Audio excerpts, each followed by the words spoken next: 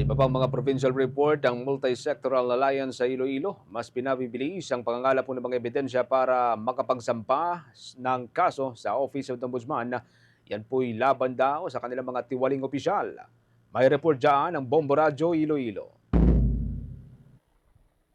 Patuloy ang pagsisikap ng Multi-Sectoral Alliance na hublag kontra korupsyon o KKK na makalikom ng mga ebidensya at dokumento sa Western Visayas, partikular na sa Iloilo, upang makapagsampa rin ng mga kaso laban sa mga hinihinalang tiwaling individual. Ito ay kasunod sa paghahain ng Amlig Antique Alliance sa Office of the Ombudsman Visayas ng mga kaso laban sa mahigit 20 respondents kaugnay ng umano'y katiwalian at paglabag sa environmental at land use laws.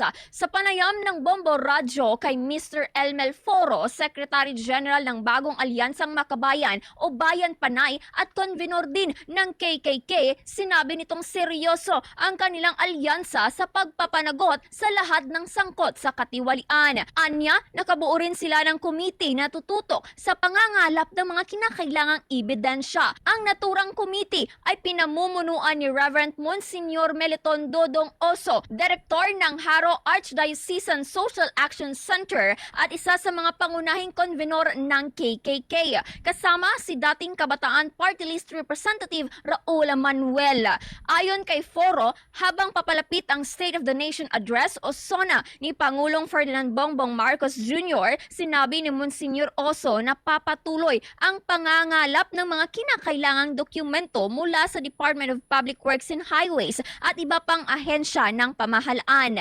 Dagdag pa ni Foro, humanga sila sa naging hakbang ng Amlig Antique Alliance na nagsilbing inspirasyon upang higit pang paigtingin ng KKK ang kanilang mga hakbang at makapagsampa rin ng mga kaso laban sa mga hinihinalang sangkot sa katiwalian.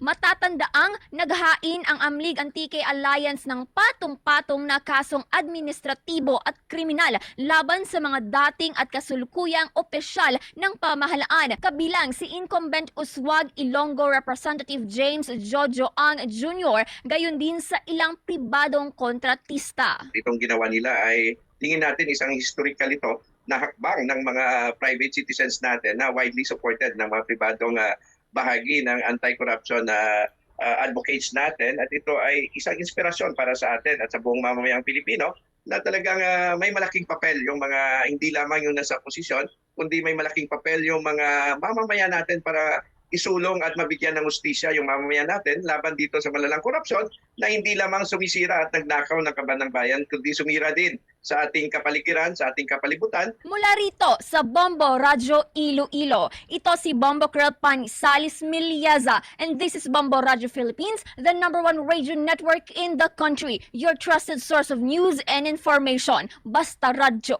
Bombo.